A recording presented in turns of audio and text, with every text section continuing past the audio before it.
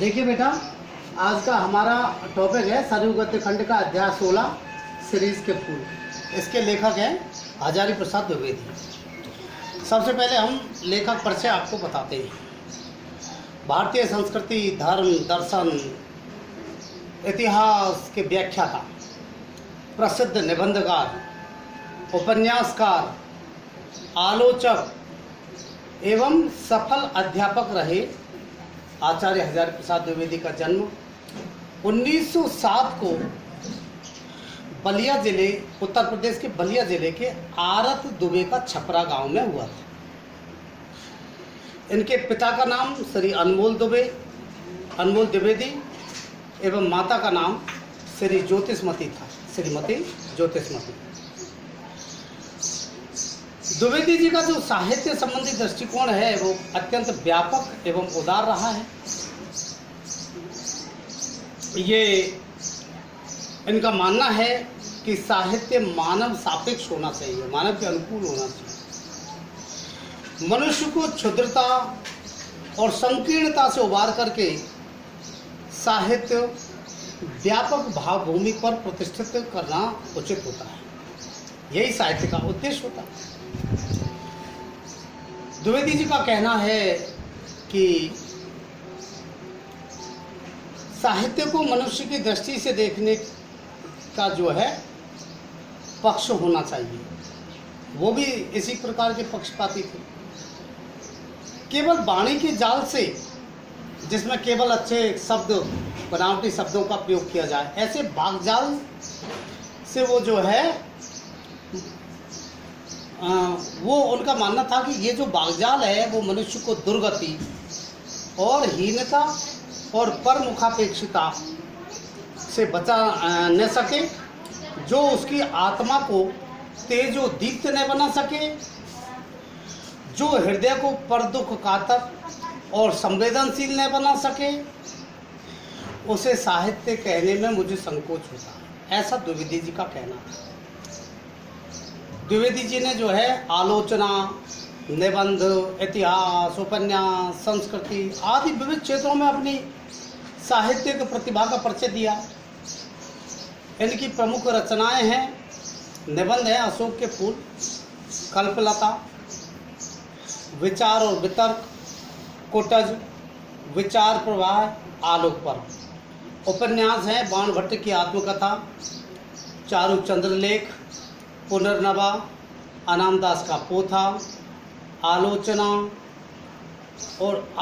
और साहित्य इतिहास की जो पुस्तकें हैं वो है सूर साहित्य, कबीर, नाथ संप्रदाय, मध्यकालीन बोध का लक्ष्य स्वरूप, कालिदास की लालित्य योजना, साहित्य सहचर, साहित्य का धर्म, हिंदी साहित्य की भूमिका और जो है हिंदी साहित्य का आदिकाल, हिंदी साहित्य उद्भव और विकास।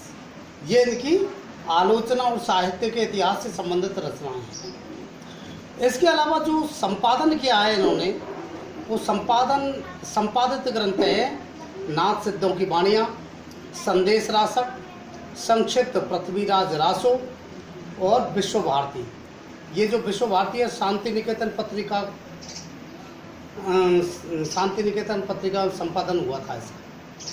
धर्म और संस्कृति विषयक जो रचनाएं हैं, प्राचीन भारत के कलात्मक विनोद, मध्यकालीन धर्म साधना और सहज साधना, ये इनकी रचनाएं हैं। अब आप देखिए इनकी जो मृत्यु है 19 मई 1979 को हुई थी। अब देखिए, अब हम बात करते हैं इस निबंध की। ये एक ललित निबंध है। कैसा निबंध है? ललित निबंध है। और इस निबंध में द्विवेदी जी ने इस निबंध को जो है द्विवेदी जी ने कल्पलता नामक इनकी जो पुस्तक थी उससे लिया, उसी से संकलित है। यह एक संदेश प्रधान निबंध है। इसमें संदेश दिया गया। इसमें द्विवेदी जी ने आंधी, लू और गर्मी की जो प्रचंडता है उसमें भी अविचल भाव से जो कोमल पुष्पों का सौंदर्य बिखेरने वाले शिरीष की तुलना अवधूत से करते हुए मनुष्य की अजेय जिजीविषा, जिसमें वह किसी भी प्रकार से न हारे, किसी भी प्रकार से जो है हताश न हो, ऐसी मनुष्य की अजेय जिजीविषा को प्रकट किया है।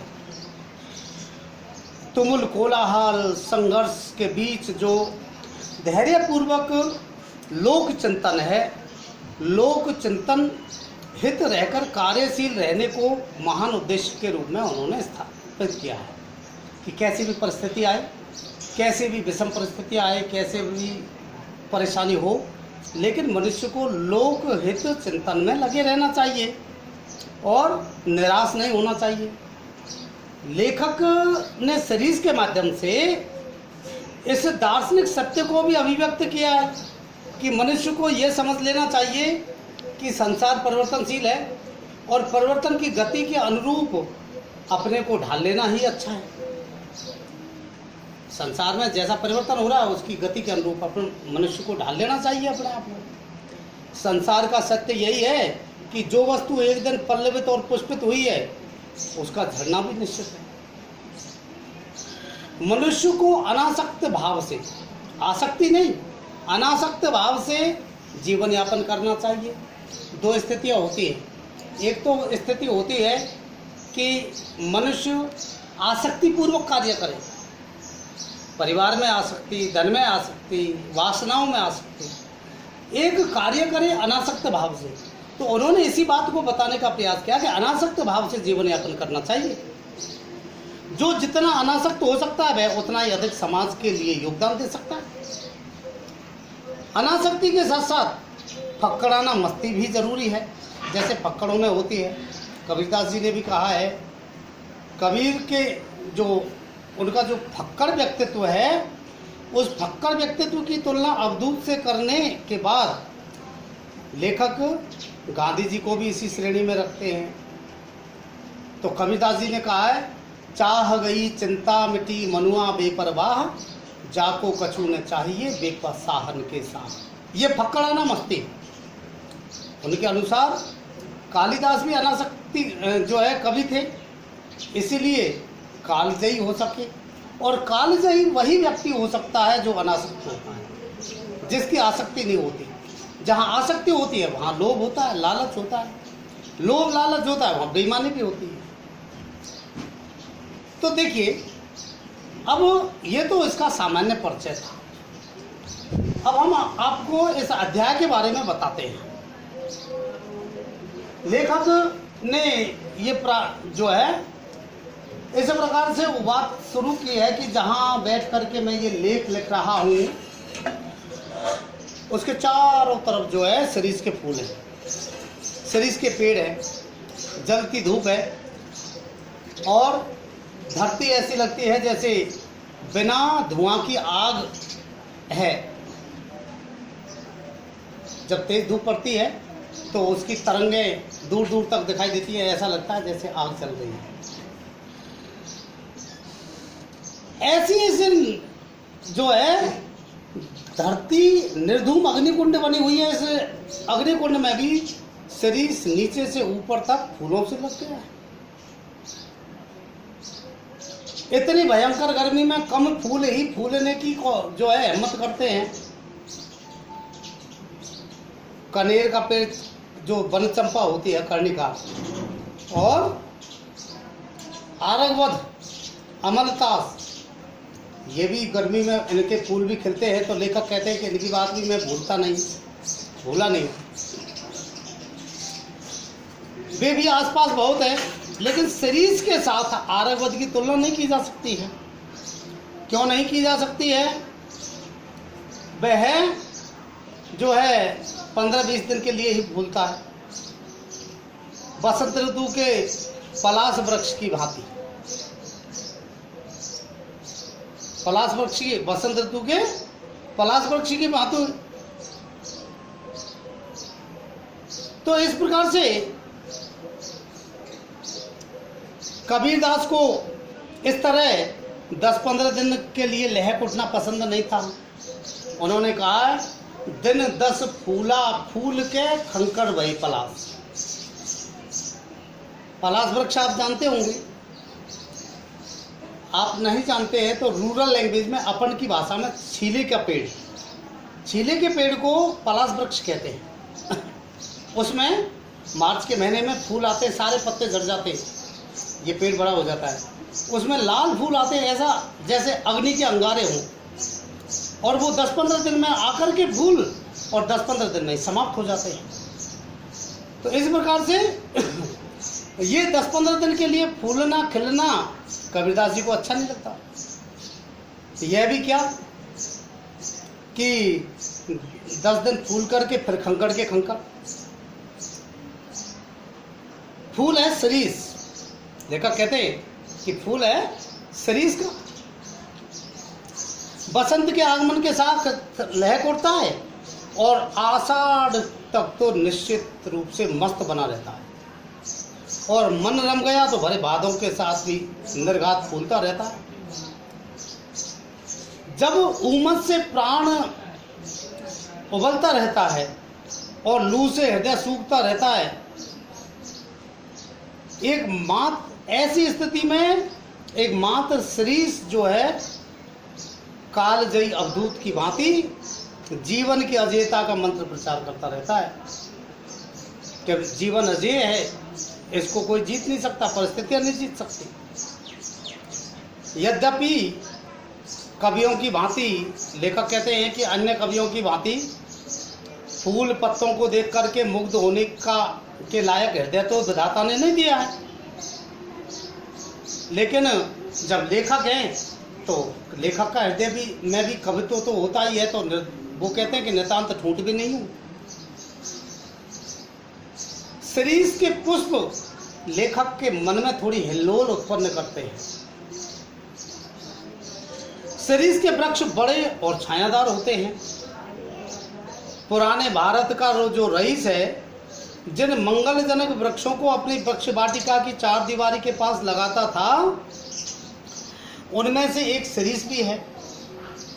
बृहद संहिता में अशोक, अरिष्ट, रीठा का वृक्ष, पुन्नाग और सरीस के छायादार और घन मृषण हरितिमा यानी घने चिकने हरियाली से युक्त जो छायादार वृक्षों की छाया में ही झूला लगाया जाना चाहिए, वो ये कहते थे।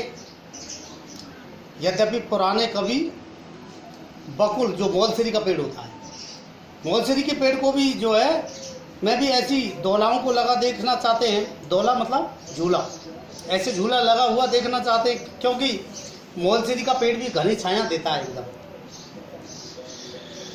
पर सरीस भी क्या बुरा है, डाल उसकी हालांकि कमजोर रहती है, पर उसमें जो झूलने वाली हैं, उन झूलने वालियों का वजन भी तो ज़्यादा नहीं होता। लेखक का ऐसा मानना है कि उनका भी वजन ज़्यादा नहीं होता। कवियों की यही तो आदत है कि वजन का एकदम ख्याल नहीं करते। लेखक कहते हैं कि मैं ऐसे तुंदल जो नरपति हैं मोटे, उनकी बात नहीं कर रहा हूँ। अगर वो चाहे तो लोहे के पेड़ बनवा लें और उसमें अपना झूला डाल लें। सरीस के का फूल संस्कृत साहित्य में बहुत कोमल माना गया है। कौन से साहित्य में? संस्कृत साहित्य में बहुत कोमल माना गया। लेखक कहते हैं मेरा अनुमान है कि कालिदास यह बात शुरू में प्रचारित की होगी। कालिदास ने उनका कुछ इस पुष्प पर पक्षपात तो रहा होगा। सरीस पुष्प केवल भौरों के पदों का कोमल दबाव ही सहन कर सकता। भौरों के जो पैर हैं उन्हीं का कोमल दबाव सहन कर सकता है। क्यों? ये इसके जो तंतु होते हैं, ये तंतु एकदम कोमल होते हैं, बिल्कुल कमजोर कोमल तंतु होते हैं। पक्षियों का तो बिल्कुल ही दबाव सहन नहीं कर सकता। सहेत भ्रमरस्य पेलवम सरीस पुष्पम न पुनः पत्रत्रिणा। सहेत पत्रस्य, सहेत पत्रस्य पेलवम श्रीश पुष्पम, पेलवम श्रीश पुष्पम पुष्पम न पुनः पत्रत्रीणाम, न पुनः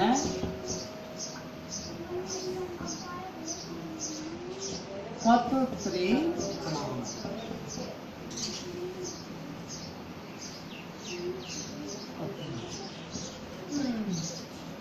तो कुल मिलाकर के यानी कि उनका यही अर्थ हुआ कि वो ये केवल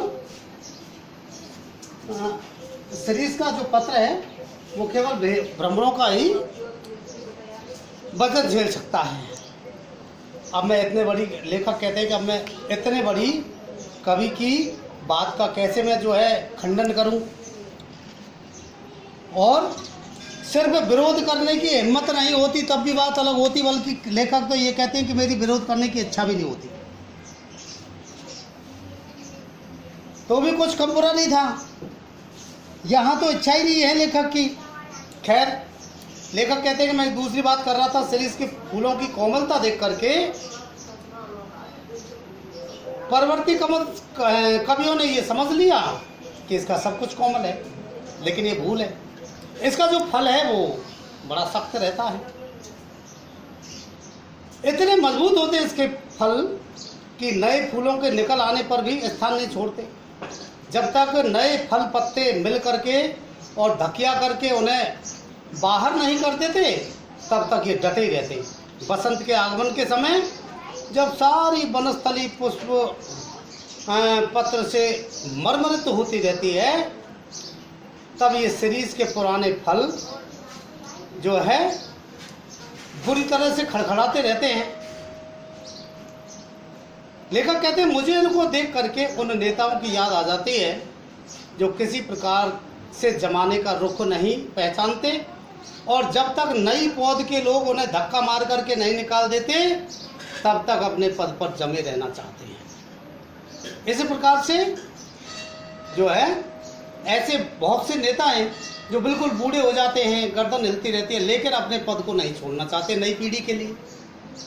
तो उन पर भी लेखक ने जो है इस बात से व्यंग किया है, श्रीश के फल के माध्यम से दोबारा नए फल आ जाते हैं तब भी वो अपना स्थान नहीं छोड़ते। इसके बाद में हम आगे पढ़ाएंगे इस निबंध को कल।